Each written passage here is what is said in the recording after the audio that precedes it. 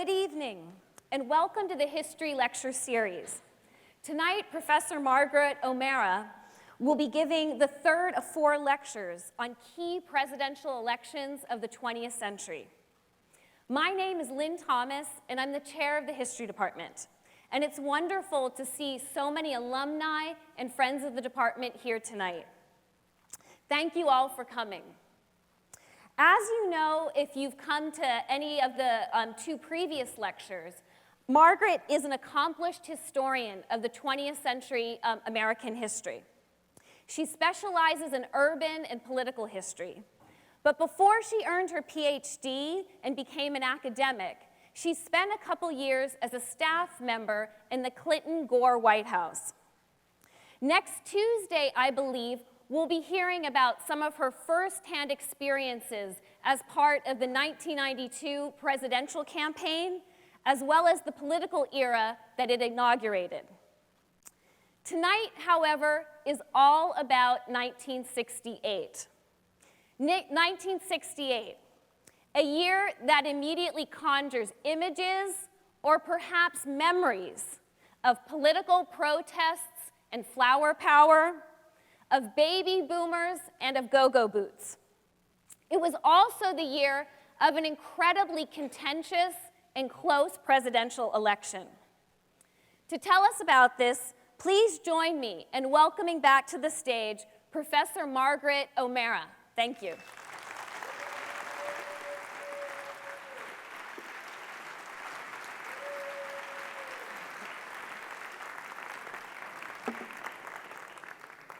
Thank you so much. Welcome back for lecture number 3. As you can sense from some of the music that you heard playing as you came in earlier, we are moving into a period that is not all that long ago. And tonight I'll tell some stories that you may know well and others that you might not know. We'll put these together into a greater whole and look back with historical perspective on what happened, why it happened, and what it means. On March 31st, 1968, President Lyndon B. Johnson gave a televised address to the nation. His subject was the Vietnam War, which by this time had escalated into a bloody conflict involving over 500,000 American soldiers. Johnson looked tired and old.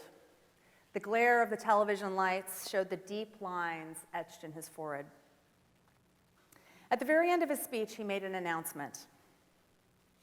Because of the importance of resolving the Vietnam conflict, he said, quote, "I do not believe that I should devote an hour or day of my time to any personal partisan causes.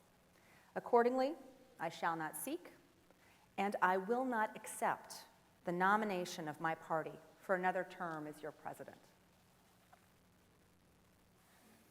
And that was it.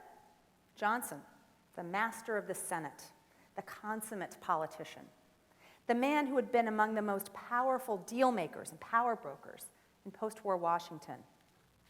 He was not running for re-election in 1968. This scenario was hard to imagine 4 years earlier. In November 1964, Johnson had won a landslide victory over his Republican challenger for the White House, conservative Arizona Senator Barry Goldwater. Goldwater was a cold warrior, a fiscal conservative. He believed in strong defense, but in limited government otherwise. He mocked the idea that the U.S. could have a peaceful coexistence with the USSR. He condemned the Democrats for being willing to negotiate with the Soviets. He and his supporters found similar problems with the Republican establishment and one of its leading political lights, New York Governor Nelson Rockefeller. In the early months of the 1964 campaign, the moderate Rockefeller was considered the most likely Republican nominee. Goldwater surprised them all when he won the Republican nomination. His supporters not only included the very young, but a range of passionate grassroots activists who had not previously had as much of a voice in national Republican politics. It included Sunbelt suburbanites anti-communist crusaders, and small government conservatives. Johnson had run on a very different vision, backed by a different set of interests.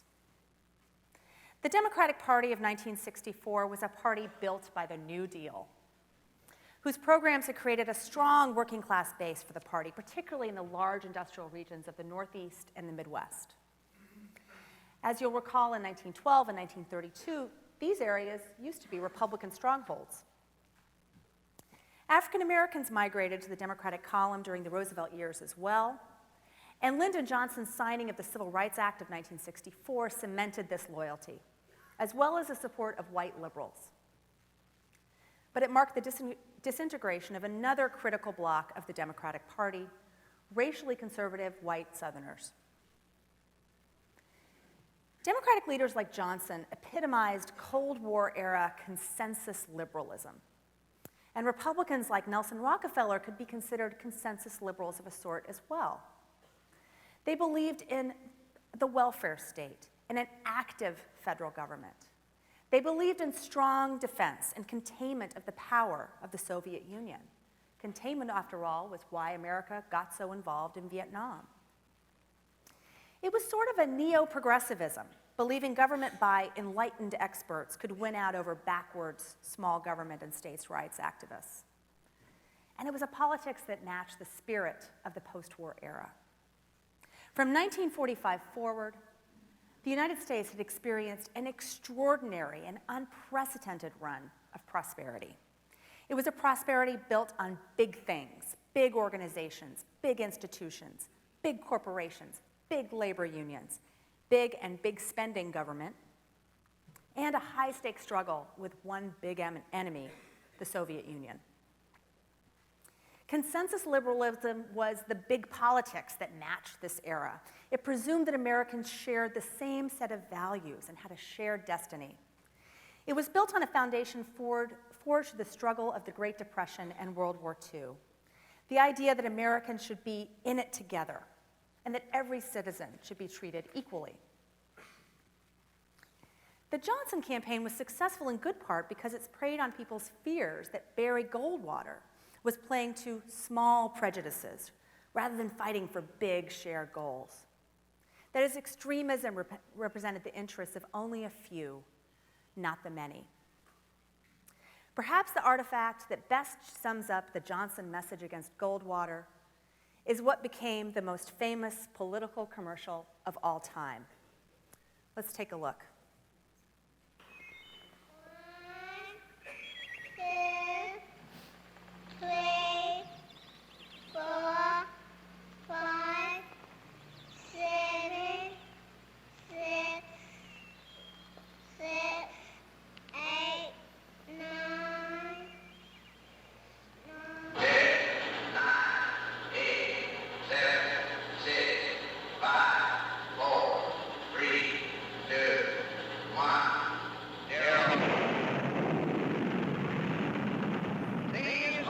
6, to make a world in which all of God's children can live, or to go into the dark. We must either love each other, or we must die. Vote for President Johnson on November 3rd. The stakes are too high for you to stay home.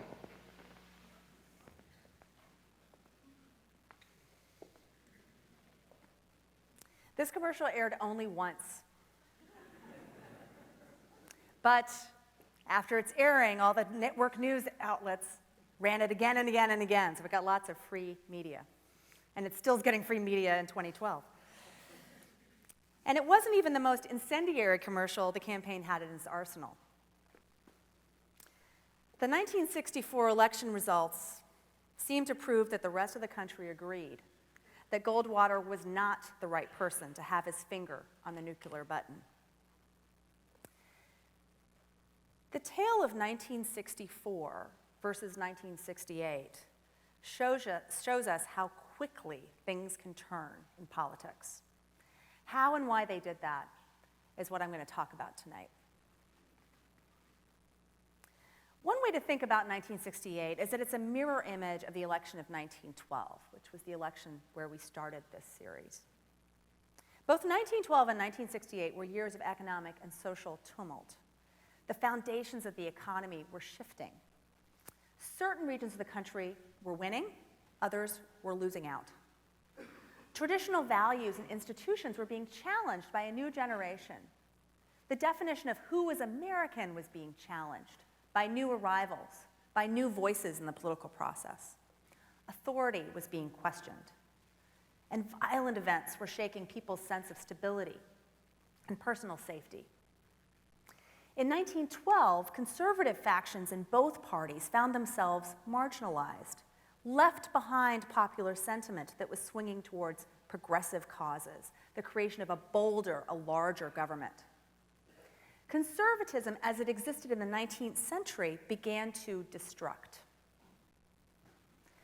More progressive factions in both parties in 1912 shifted the political conversation towards more activist, interventionist policy solutions.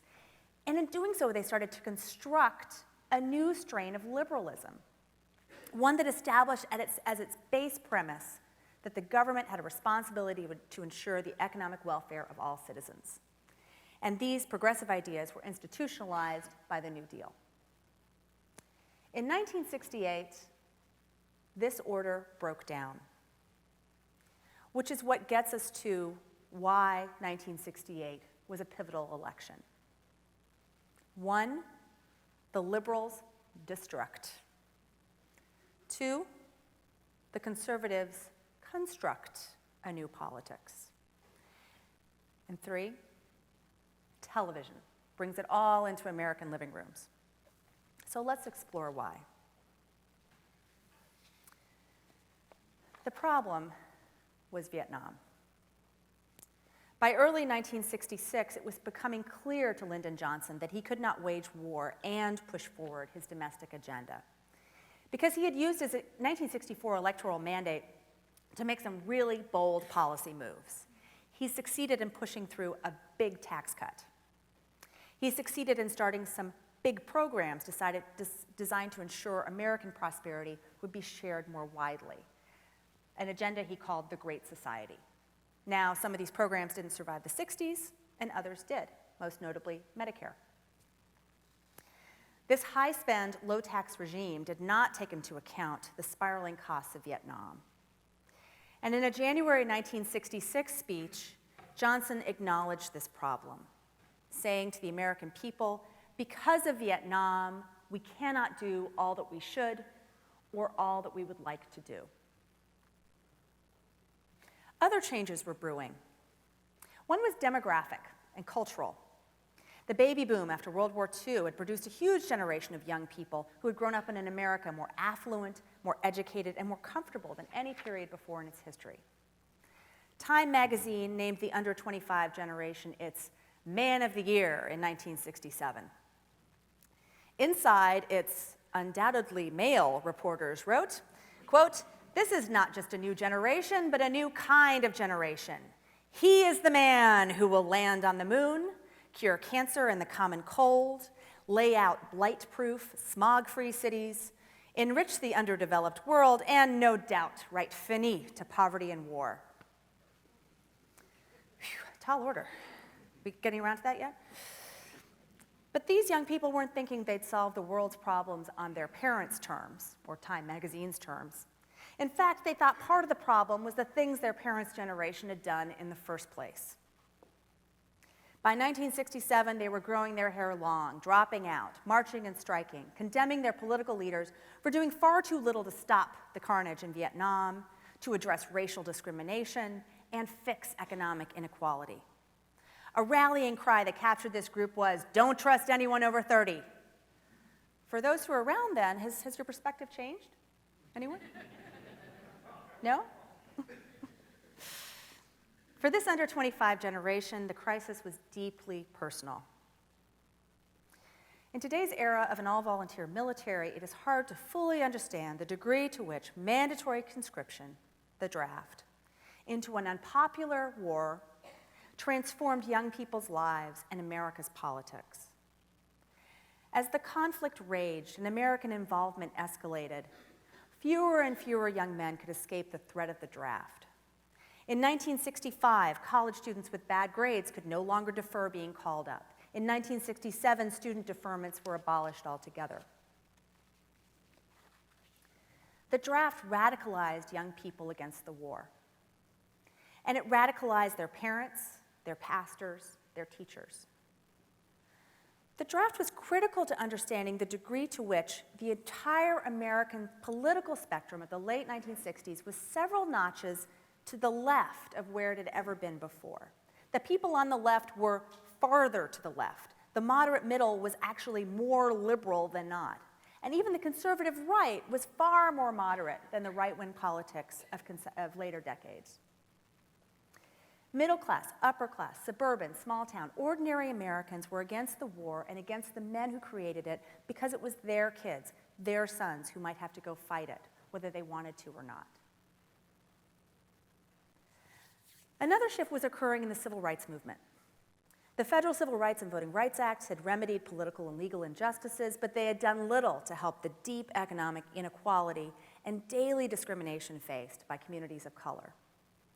This frustration spilled out vividly and violently in poor black neighborhoods. The summer of 1967 saw two explosions of violence unmatched in size and devastation, one in Newark, New Jersey, and another in Detroit a week and a half later. Some in the new generation of African Americans began to be impatient with the nonviolent tactics of Martin Luther King Jr. and his allies. They were frustrated with alliances with white liberals who could sympathize with the cause of racial equity but never had to experience discrimination themselves. Stokely Carmichael, an activist who had participated in the freedom rides alongside white college students in the early 1960s, was one leader of the new Black Power movement that placed economic injustice front and center and took a more militant approach to the civil rights struggle. As Carmichael put it, you can't form a coalition with people who are economically secure. College students are economically secure. They've already got their wealth, and we are fighting to get ours. And for us to get it, it is going to mean tearing down their system, and they are not willing to work for their own destruction. I cite Carmichael here because he's one of many people who are articulating a new sort of identity politics. There was the antithesis of the big politics of Cold War consensus liberalism.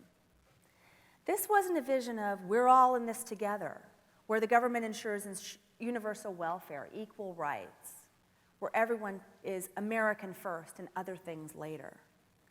This was a vision of an America that was diverse, an America that was unjust, and where different groups didn't necessarily see eye to eye. The first sign that these changes were going to have a big political impact surfaced in California. As goes California, so goes the nation. California's Democratic governor, Pat Brown, was one of the most powerful liberal politicians of his generation. He was popular. He seemed unbeatable. In 1962, Richard Nixon had ran against him and lost.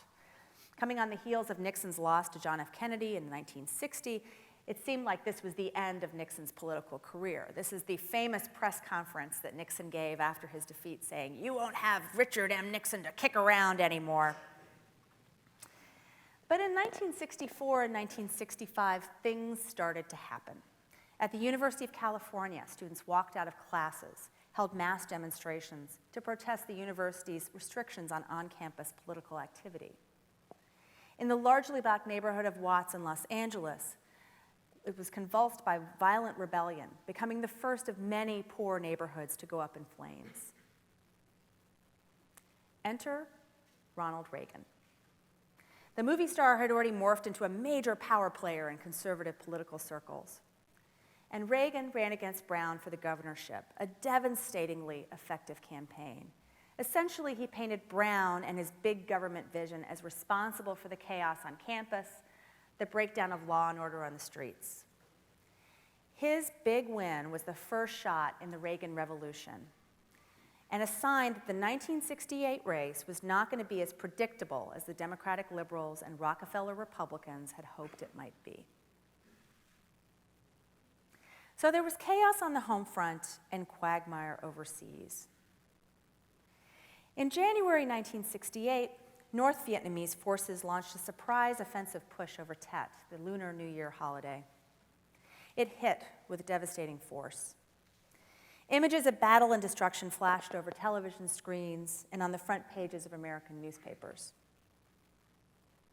The situation in Vietnam opened up a political opportunity for anti-war Democrats to stake a claim for the White House.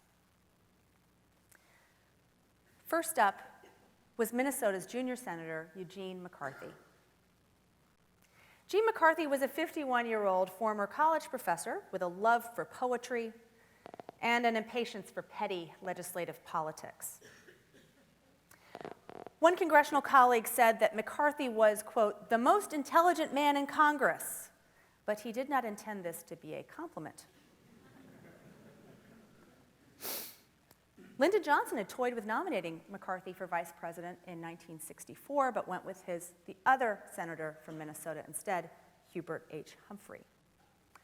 By late 1967, McCarthy was bored with the Senate and deeply frustrated by the administration's conduct in Vietnam. He had college-age kids, and his kids and their friends urged him to run for president. And in December '67, he threw his hat in the ring and announced he was going to challenge Johnson. But the smart money at that point was still on the president. The first primary was in traditionally conservative New Hampshire, and polling data before the election indicated that McCarthy wasn't going to make much of a dent. Well, polls are sometimes wrong. When the final tally came in, Johnson won, but McCarthy came in only 7 percentage points behind. New York Senator Robert F. Kennedy was watching all of this unfold. The loathing between Kennedy and Lyndon Johnson is legendary. Bobby had played an instrumental role in the backroom dealing that got Johnson to become his brother Jack's running mate in 1960. But that did not mean that he and Johnson liked one another.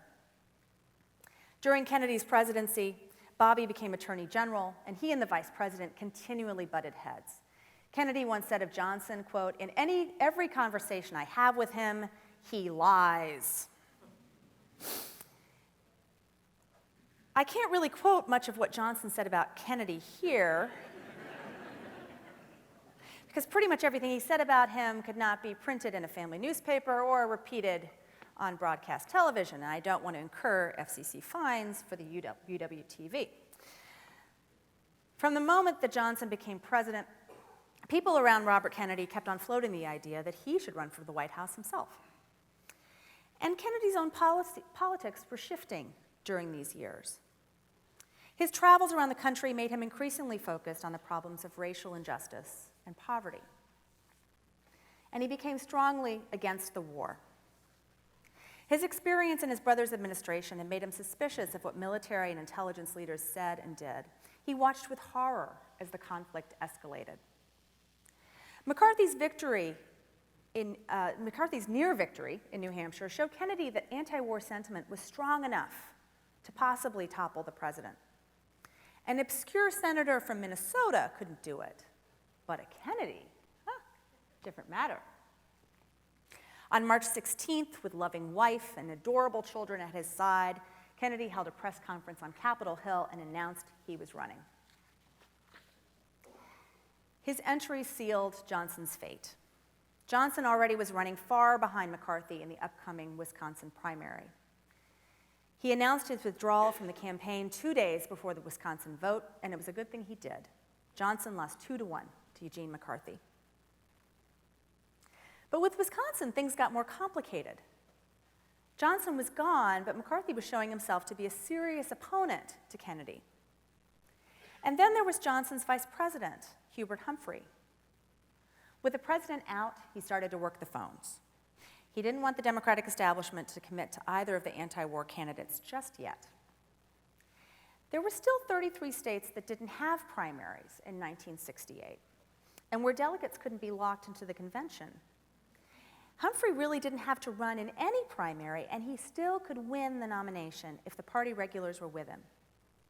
Instead, he ran proxy candidates in the primary states so that his opponents couldn't get enough of the delegates to win. So it was a real three-way race, not the simple path that Kennedy would have hoped. Now, RFK was certainly number one when it came to attention from the media. Reporters who covered both brothers observed that their politics was an artful combination of grassroots constituency building and charismatic image making.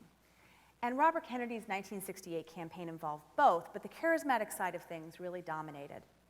As he told a student audience early on in his campaign, the contest in 1968 is not for the rule of America, but for its heart. Kennedy's grasp of the politics of the heart showed itself 1 month later on the day that Martin Luther King Jr. was assassinated in Memphis. King's death triggered violent convulsions of destruction in cities like Detroit, Chicago, and Washington, D.C. Other cities didn't go up in flames, thanks to the words and actions of charismatic leaders. In Indianapolis, Kennedy was that charismatic leader. Campaigning in a black neighborhood as the news came over the wire, he broke the story to his audience and gave an impromptu and very personal speech. He said to the agonized crowd, quote, "I can only say that I feel in my heart the same kind of feeling." And as if anyone needed reminding, he said, "I had a member of my own family killed." The reputation of Kennedy grew, especially among the under 25 generation. Posters of RFK became a dorm room staple. One sign in the crowd at a Kennedy rally read, "Bobby is groovy." Kennedy was able to knit together the different groups who were turning their backs on big politics and embracing identity politics. He was no longer a consensus liberal. He was a standard bearer for the new left. He had the youth and charisma to glue together these anxious and agitated interest groups into a larger cause. The primary season was full of tightly fought contests. Kennedy won Indiana, Nebraska, South Dakota. McCarthy won Pennsylvania and Massachusetts and Oregon. It came down to the California primary on June 5th. The winner of that would be the person who'd take on Humphrey for the nomination. Kennedy won California, narrowly.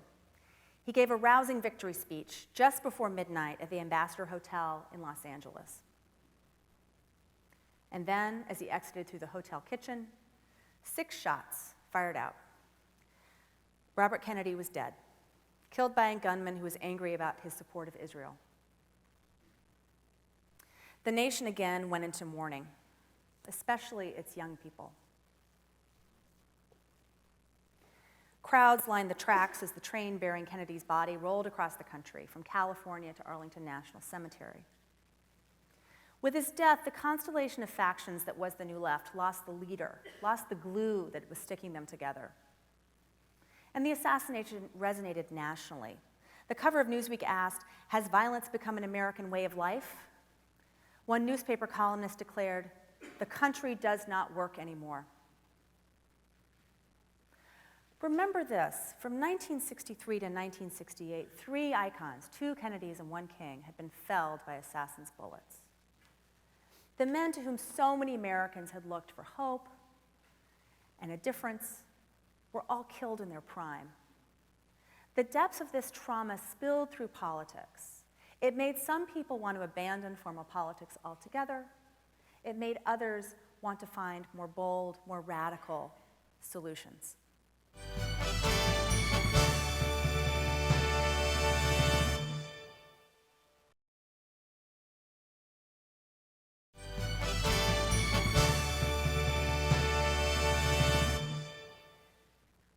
Now let's move to the other side of the political spectrum.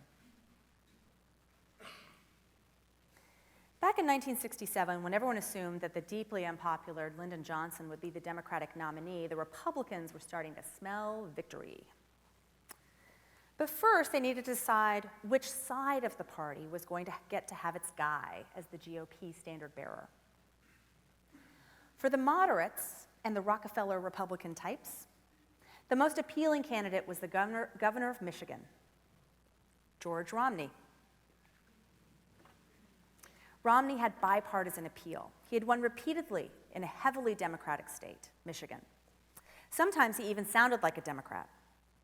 He once called America's worship of individualism, quote, nothing but a political banner to cover up greed. Jack Kennedy considered Romney a formidable opponent, telling a confidant that in 1964, when he ran for re-election, quote, the fellow I don't want to run against is Romney. However, it turned out that George Romney was not quite ready for prime time. When he started hitting the road to lay the groundwork for his presidential run, he started getting questions about policy matters he could not answer very well, especially on issue number one, Vietnam. At first, he said he wouldn't comment on the war until he had studied the issue further. But Romney was an earnest, forthright person who said what he thought. He made some offhand comments about how Republicans might handle Vietnam better because Johnson was, quote unquote, locked in to certain approaches. Reporters pounced. What do you mean? What are you trying to say? Romney didn't have a good answer. Eventually, Romney got tired of not having a good answer, and it got him into hot water. In September 1967, he told an interviewer, forthrightly, earnestly, honestly, that his earlier support for the war was the result of what generals and diplomats had told him when he'd visited there as a part of a delegation of governors a couple of years before. They were wrong, he had concluded. In fact, they'd given him, quote, the greatest brainwashing that anybody can get. Brainwashing. It was a mistake that sank his candidacy. That left one guy standing, and it was the unlikeliest of people, Richard M. Nixon. After 1962, Nixon had left public life and joined a New York law firm. His name still got floated as a possible presidential nominee, but Republicans of all stripes worried that Nixon was not electable. The moderates didn't like him. One of them, Senator Ed Brooke of Massachusetts, said if Nixon was the nominee, quote, it wouldn't be a contest in '68, we'd give it away.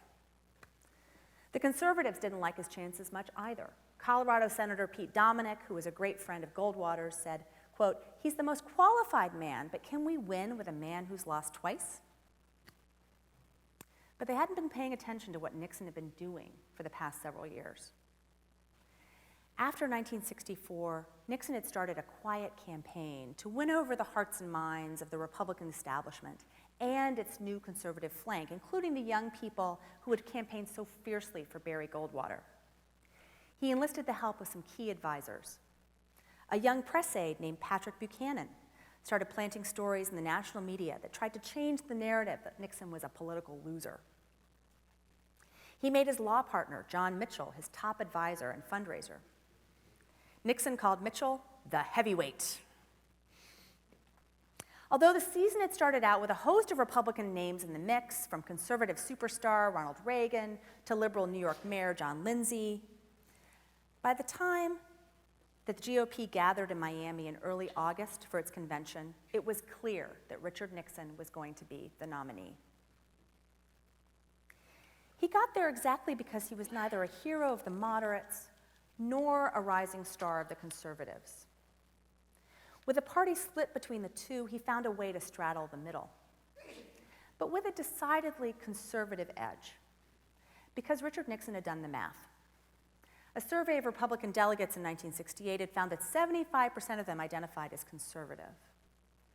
The Rockefellers and the Romneys got a lot of press attention, but the real heart of the GOP was starting to swing to the right.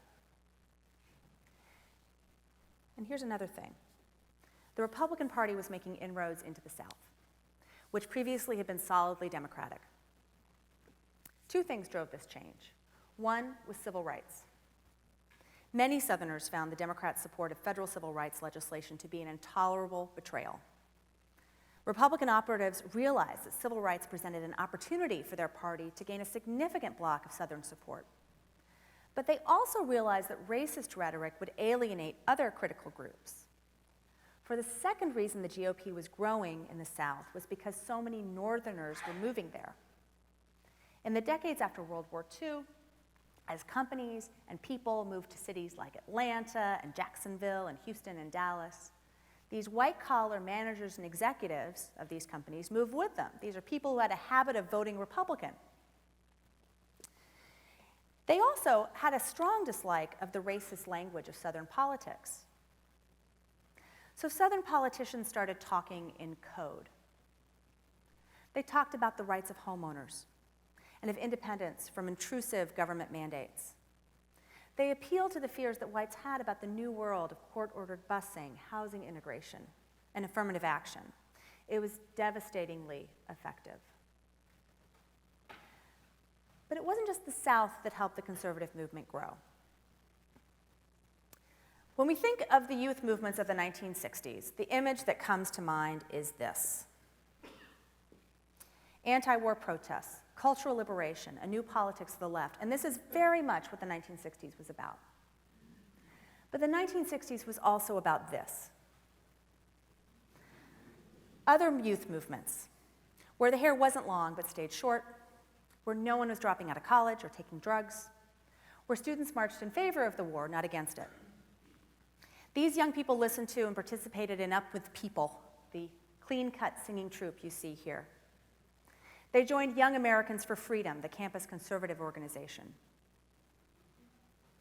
Richard Nixon took note of this and played it to win. In early 1968, a memo started circulating around the Nixon campaign, written by a young staffer named Kevin Phillips, titled "Middle America and the Emerging Republican Majority." It explained how the great social upheavals of the 60s had created a new enemy. Phillips pointed out that the New Deal was successful by focusing people's anger on economic elites who had so much when others had so little. Franklin Roosevelt, despite being a one-percenter himself, played this so artfully and created an alternative vision. Now, people were angry at cultural elites, the experts in Washington who were telling ordinary people to put their kids on a bus and send them across town, who were telling people how to live their lives, who weren't cracking down on crime, who were tolerating drug use and bad behavior from those insolent college students. These folks listened to Lawrence Welk, not to Motown or the Doors. They went to church. They didn't go to anti-war demonstrations. In May, Nixon gave a national radio address where he gave these people a name. He called them the Silent Center. And he told them, a great many quiet Americans have become committed to answers to social problems that preserve personal freedom. Liberals in Washington had trampled on individual freedoms, ignored this silent majority. And even though Nixon was talking about a new majority, we also could look at his campaign as one that played off some of the same interest group and identity politics emerging on the left. For big politics had broken down on the right as well. People no longer believed what the leaders in Washington were selling them, what the experts were telling them to do. And after all of the changes of the past few years that affected them so personally, they no longer believed that we are all in it together. Just like the young people protesting the war and fighting for equal rights, Nixon raged against the consensus liberal establishment, and it worked.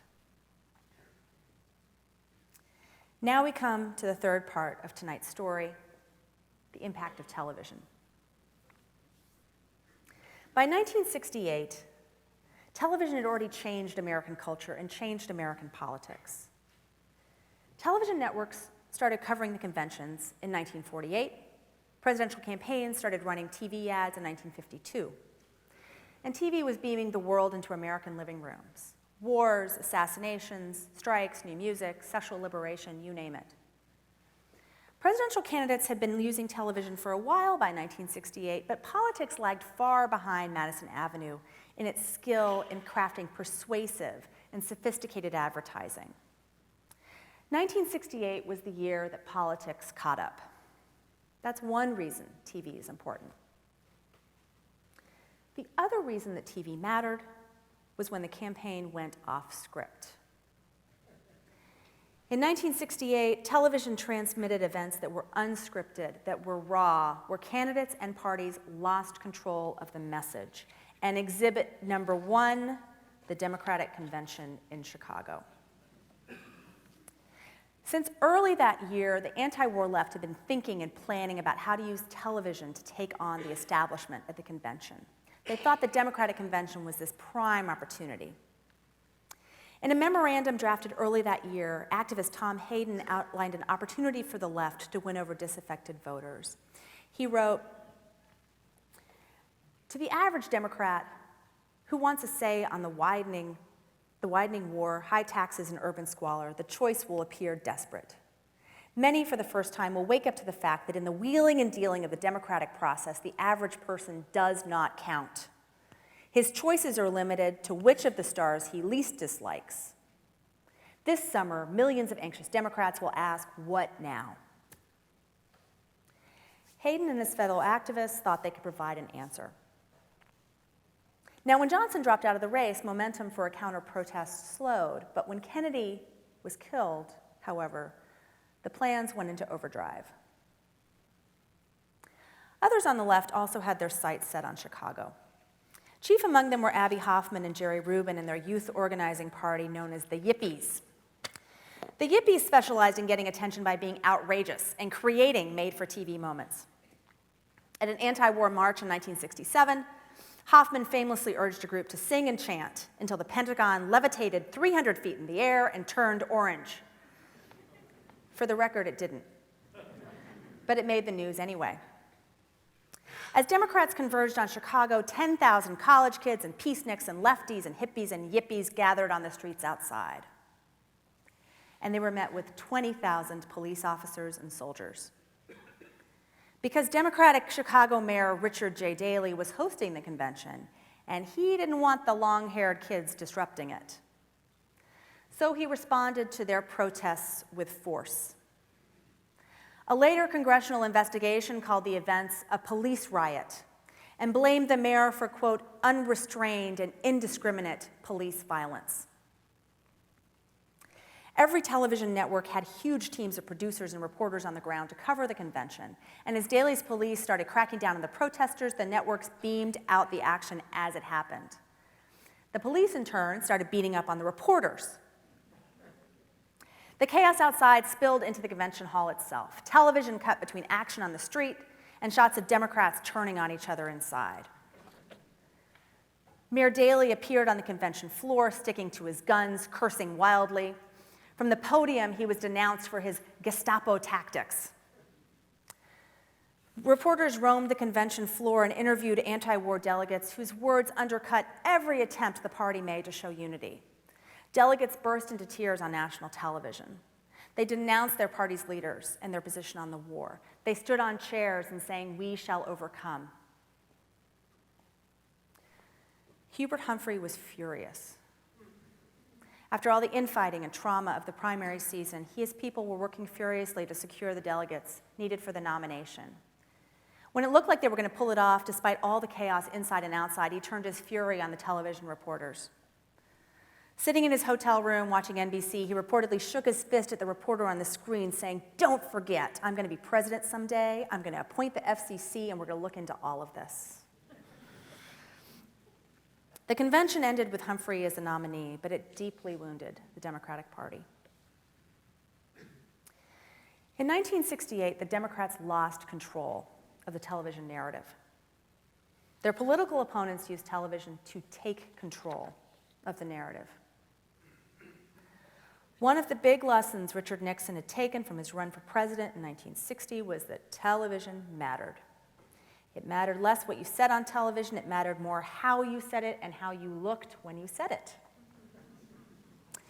The debacle of Nixon's televised debates against John F. Kennedy became a staple of history textbooks.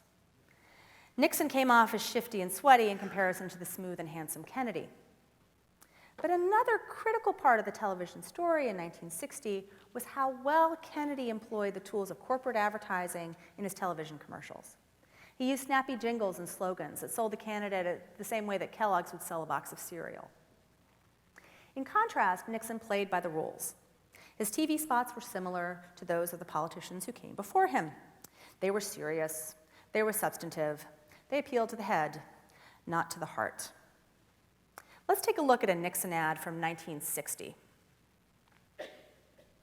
What is the most important issue confronting the American people in this election campaign? There's no question about the answer that I have found in traveling all over this nation. Above everything else, the American people want leaders who will keep the peace without surrender for America and the world. Henry Cabot Lodge and I have had the opportunity of serving with President Eisenhower in this cause for the last 7.5 years. We both know Mr. Khrushchev. We have sat opposite the conference table with him. We know what peace demands. We will keep America the strongest nation in the world, and we will couple that strength with firm diplomacy. No apologies, no regrets. Always willing to negotiate for peace, but never conceding anything without getting a concession in return. Vote for Nixon and Lodge, November 8th. So how many of you would have, during that commercial, gotten up to go get a beer from the fridge or take a bathroom break? It's not riveting television. And all of Nixon's ads in 1960 were like that, so sitting on the edge, awkwardly on the edge of a desk, talking for a minute about some issue. As Nixon geared up for his political comeback, he turned to Madison Avenue to help him transform his image. He hired a group of experienced advertising executives to craft a media strategy. One of them, Harry Treleaven, wrote a series of memoranda that examined how to play down Nixon's disadvantages and play up his strengths. Treleaven wrote of Nixon, "Not always loved, he is universally respected. He does have a certain star quality going for him." Incidentally, there was another key aide working on this Nixon campaign makeover, a young TV producer named Roger Ailes, who would go on to transform television journalism as the president of Fox News. Treleaven and Ailes and their colleagues realized they could play up the candidate's star quality on television by carefully scripting what Nixon was asked and who could ask it. They could place him in informal settings. They could avoid close-ups. They could use Nixon's voice in a disembodied voiceover instead of using video of the candidate himself. The result was a series of campaign ads that were a 180-degree turn from what Nixon put on television in 1960. They were loud, they were jarring, they were fast-paced. They were, in fact, quite different from pretty much any other commercial on television during that time. Let's take a look.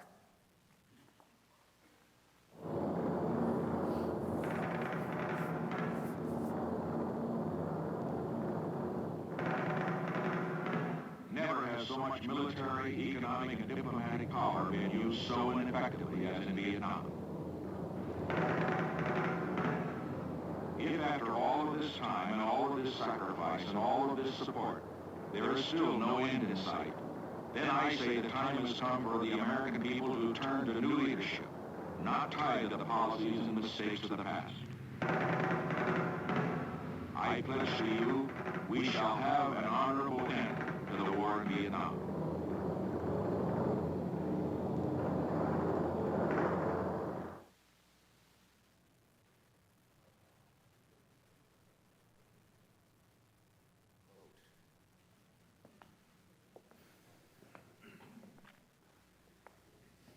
This commercial was one of several like it, and they had the impact that Nixon's people intended. They presented the candidate simultaneously as fresh and new and modern, and as a wise and experienced defender of traditional values. It was the perfect combination for 1968. Now, it wasn't just Republicans who used the liberal implosion to create a new and powerful message in the later months of the 1968 campaign. Both media and message came together in the campaign of another pivotal figure, Alabama Governor George Wallace. A Democrat, Wallace first ran for Alabama governor in 1958 as a racial moderate. He rejected the endorsement of the Ku Klux Klan and accepted the endorsement of the NAACP. He lost. After that defeat, Wallace's racial attitudes transformed. In 1962, he ran again for governor and won. He became a staunch defender of segregation. And he had a flair for theatrical gestures that generated media attention and gave him a national profile. He protested integration by literally standing at the door of the University of Alabama building to block its first 2 black students from registering, giving a fiery speech that made the national television newscasts. He first ran for the Democratic nomination for president in 1964, and in 1968 he ran again. The victory of Humphrey at the convention propelled Wallace to leave the Democrats behind and run as an independent, third-party candidate. Wallace's platform was a harsher and more undiluted version of Nixon's message to the silent majority. He condemned both the Republicans and the Democrats for abandoning the interests of the common people. Here's Wallace talking to an audience in Madison Square Garden in the last week of the campaign. Both national parties have kowtowed to every anarchist that has roamed the streets. I'm not talking about race. The overwhelming majority of all races in this country are against the breakdown of law and order. Wallace talked about how elitist PhD types were stomping on the rights of ordinary folks. He talked about crime, busing, unemployment, all the things that working-class Americans in both the South and the North were really worrying about. He wasn't talking about race, but really, he was. And he put this message on television. Let's take a look. Why are more and more millions of Americans turning to Governor Wallace? Follow as your children are bused across town. As president, I shall, within the law, turn back the absolute control of the public school systems to the people of the respective states. Why are more and more millions of Americans turning to Governor Wallace? Take a walk in your street or park tonight. As president, I shall help make it possible for you and your families to walk the streets of our cities in safety. Why are more and more millions of Americans turning to Governor Wallace? Watch your hard-earned tax dollars sail away to anti-American countries. As president, I will halt the giveaway of your American dollars and products to those nations that aid our enemies. Wallace has the courage to stand up for America. Give him your support. So it's a blunter, more undiluted message, but the actual content of the messages are familiar to us in 2012. Talking about these issues, these economic insecurities, these intrusions of government onto individual rights. Wallace is crafting the architecture of this very powerful and resonant conservative message that is so successful because it plays to the very real fears and discontents of large numbers of the electorate. The Wallace third-party insurgency was damaging to both Nixon and to Humphrey. It pulled away some disaffected Southerners and disgruntled members of the silent majority who might have otherwise voted for the Republican, and it presented an alternative for Democrats who felt that the party had given in on civil rights. Richard Nixon played to these voters as well, but it's important to remember that his 1968 campaign still reflected the overall leftward tilt of politics in 1968. In 2012, we are living in a political world where the right is very far to the right, the middle is conservative-leaning. Richard Nixon was a relatively conservative candidate in '68, enough that he had to pick a known Republican moderate, Spiro Agnew, as his running mate to burnish his moderate credentials. But if we look at what Nixon said as a candidate and what he did as president, we'd see a politician who in many respects sounds and acts like what we'd call a liberal. Nixon campaigned on an honorable end to Vietnam, but on getting America out with some of its dignity intact, not escalating further in order to do it. He campaigned on crime and law and order, but in the first 2 years of his presidency, he enacted critical environmental laws and proposed a relatively generous welfare reform program, more generous than any of his Democratic presidential successors. On November 5th, 1968, the verdict was clear. Nixon won 301 electoral votes, Humphrey 191, Wallace hacked away at the Solid South, winning 5 Southern states in their 45 electoral votes. Now, the popular vote was much closer, reflecting the impact of Wallace's third-party campaign. Nixon won 43.4%, Humphrey 42.7%, and Wallace got 13.5% of the popular vote. This also shows the stark difference between electoral math and popular math, because elections in the US are won with electoral votes, and those gave Nixon a decisive win. It was an extraordinary year. And in many ways, we are still fighting the battles of 1968. Let's return to where we started. Why was 1968 a pivotal election? One, the liberals destructed. The old Cold War consensus liberalism fell apart in 1968. In its place was a fractured and often antagonistic identity politics divided along lines of race, ethnicity, gender, and age. In 1968, Americans started to question and attack big politics, just in the same way they were questioning big science or big business or big technology or big government. And the chief political victims of this were the Democratic Party leaders who had been in charge. The conservatives construct. In 1968, the broad-based business conservatism of the post-war Republican Party started to morph into the cultural conservatism of the post-civil rights era. Now, the religious right was not yet a significant force, but the debates of 1968 started to make cultural and moral issues fair game in national politics in new and really important ways. Similarly, trends in white working-class voting in today's America follow a pattern begun by the upheavals of 1968. In the 1930s, Franklin Roosevelt appealed to working-class identity as Americans. He promised these voters jobs and homes and economic security, and they faithfully voted Democratic in return. Starting in the late 1960s, Republicans appealed to this group's identities as homeowners, or as suburbanites, or as churchgoers. They promised these voters law and order and a return to traditional values and a protection of individual rights. And these voters voted Republican in return. Third, television. 1968 was so powerful because of the unvarnished television moments, as well as the slickly packaged ones. It also proved that the candidate in the party who kept control of the television narrative had a big advantage on election day. Victory in '68 went to the guy who so many thought was a loser, but who transformed his image through careful and strategic use of television. In the 44 years since, we have packaged pretty much everything. The unvarnished TV moments are pretty hard to find. Now we find these moments on the internet, on viral video, at times when the candidates don't think the cameras are on. Ultimately, the story of 1968 is important, not because it just explains 1968, it explains what comes afterwards.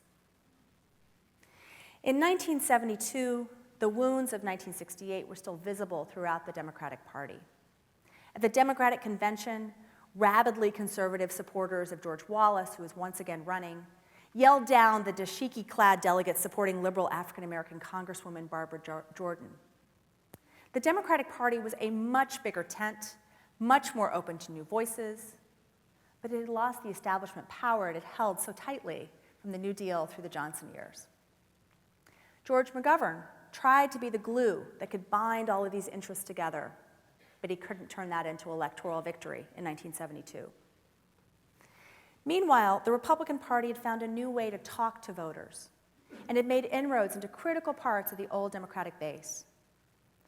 So the real endpoint of the 1968 election, then, is not on November 5th, 1968, but on November 4th, 1980. Ronald Reagan's landslide victory over Democratic incumbent Jimmy Carter was a triumph of all the politics tested by Nixon in '68. Reagan had extraordinary powers of communication, an ability to persuade, to inspire voters.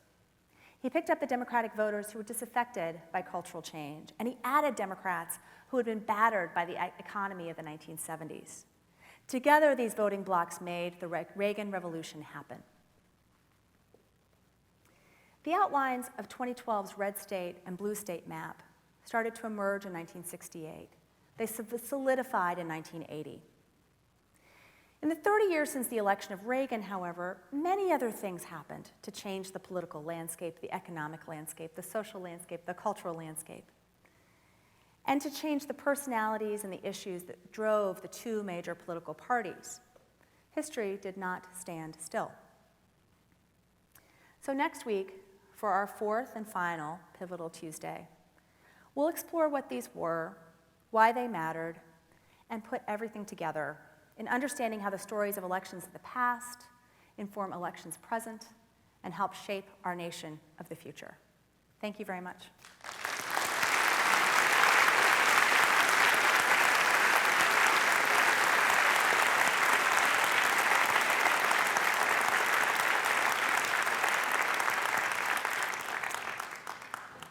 And for those of you who would like to stay and ask some questions or listen to questions, I invite you to, we're going to turn the lights up. Those who need to leave are welcome to go. No debate competing for airtime today, but I'd be happy to take your questions and keep the conversation going. So there are microphones in the aisle for any who are interested.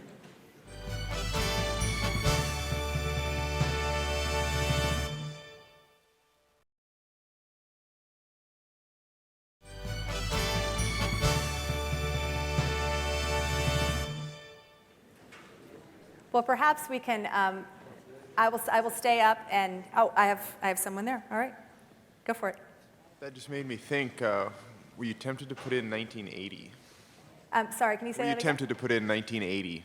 Who? The election of 1980, was that a temptation for you to include that instead of these four? Oh, yes.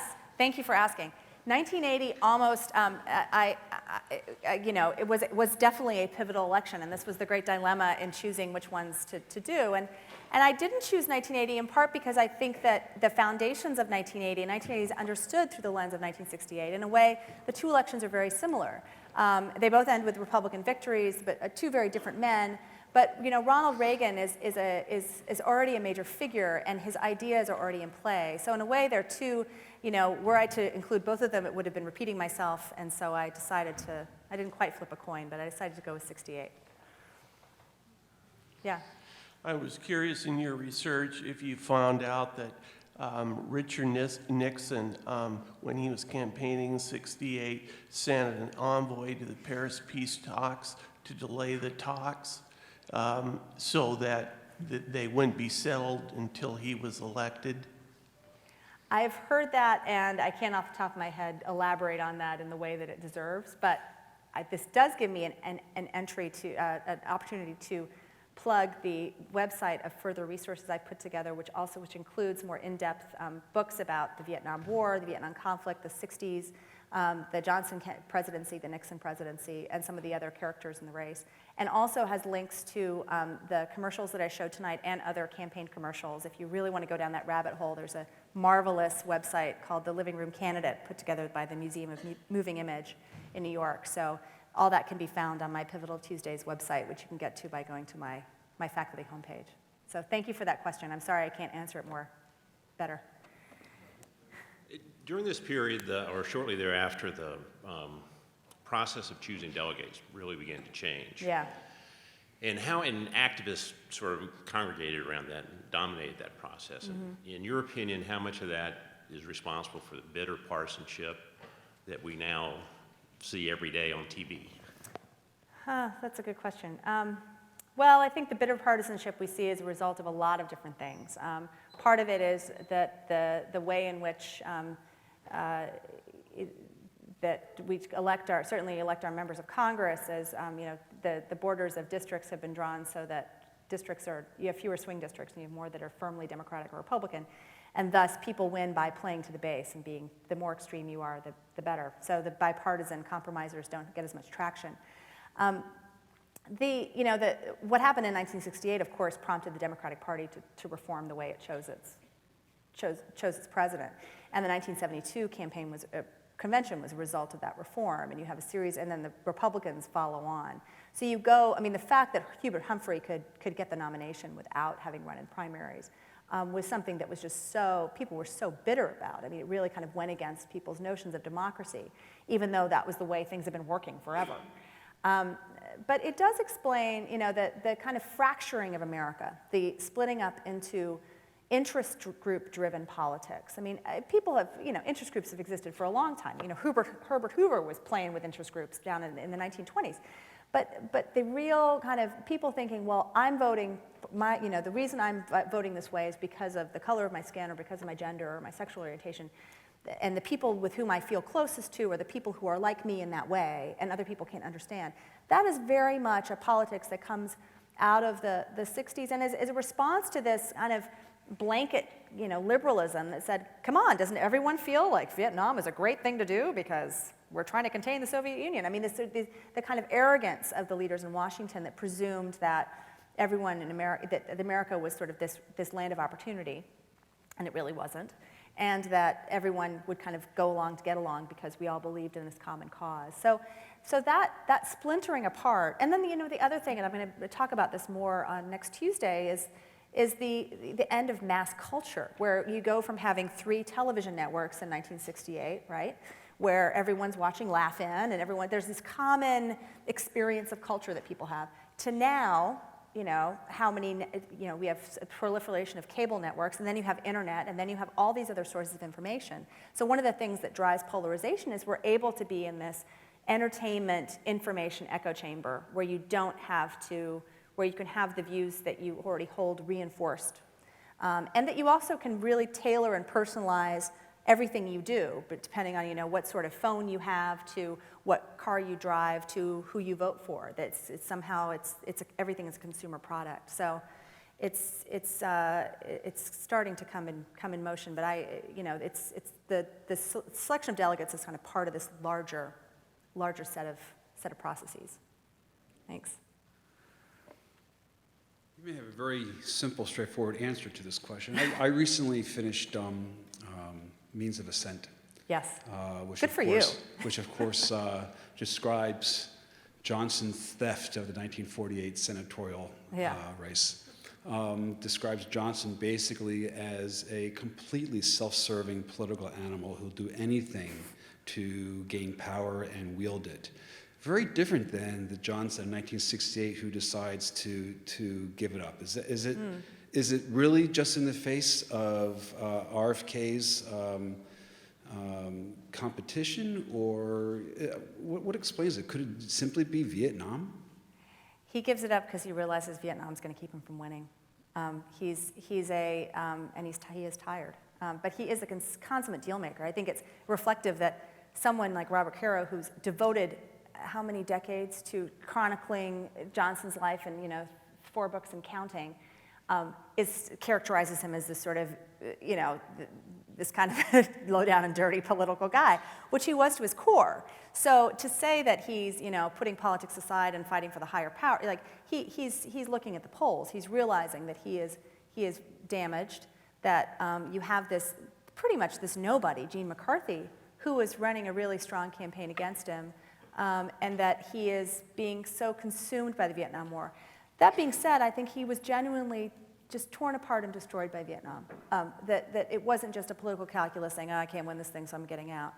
This was something that just kind of unmoored him, he was never the same after. And he went from being this extraordinary, sort of the most powerful guy to being broken by it. And it really, you kind of hear we have these presidential recordings of Johnson and these conversations, and just sort of him kind of jawing on the phone with his friends and his colleagues about this, and you see this sort of progression and how they're getting deeper and deeper, and they just don't know how to get out. It's really heartbreaking, really heartbreaking. Yeah. Thanks. Yeah. I'm curious to know Eugene McCarthy's reaction to Robert Kennedy's entrance into it seems like McCarthy had sort of, in spite of all the odds against him, had sort of picked up the banner. Yeah. And then this Johnny-come-lately comes flying in and, sort of pulls the rug out from my man. Yeah. Well, he definitely, Lyndon Johnson wasn't the only guy who disliked Bobby Kennedy, and he generally was. A lot of his colleagues in Congress and beyond really didn't like him very much and thought he was kind of an arrogant so-and-so. Now, generally speaking, senators, as a rule, tend to sort of veer on the arrogant side of the spectrum anyway and have a pretty healthy sense of self, and Gene McCarthy was not immune from that. And some of his colleagues thought he was, a so-and-so as well. I think he saw, he wanted to fight. He realized by that point, I mean, part of it was timing. He got in early enough, and he got in these early primaries, Kennedy dithered a bit. And so he didn't get his name on the ballot in Wisconsin in time. He really was coming a little late to the game. And by that point, McCarthy had got a really decent traction. And Kennedy definitely had more star power, and he had these reporters following him worshipfully. And but that might have overstated his actual ability to get votes. In a way, it's a sort of similar phenomenon that Teddy Roosevelt had in 1912, where he has everyone following his every move, but he couldn't really translate. The real political support wasn't at the same scale. So McCarthy saw that he really had a chance, and that it was going to be, it was a three-way race, and he was in it to win it, and it was very close. It was very competitive, and there's a lot of what ifs in 1968. What if Kennedy had not been killed? But California was decisive, and Kennedy did win it. So it would have been interesting to see how McCarthy would have played in the rest of the race after that. Thank you. Yeah. Hi. While this was all going on, and you were talking about both parties moving away from the big consensus vision. Mm-hmm. And I was thinking the whole time, Presidents Eisenhower and Truman were both alive. Mm-hmm. And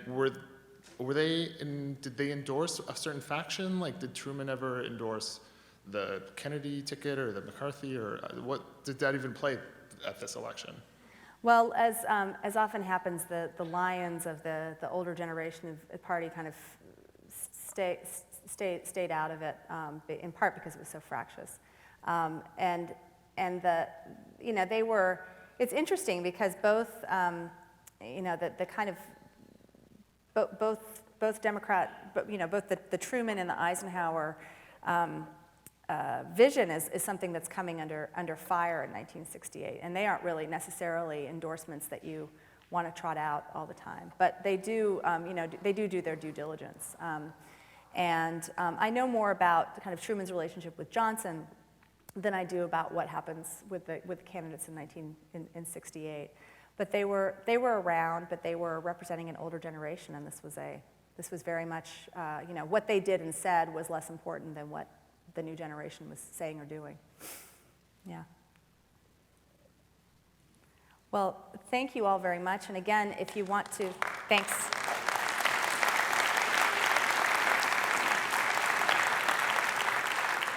And if you'd like to come up and ask me any questions, you're welcome to. I'll stay on stage for a little bit.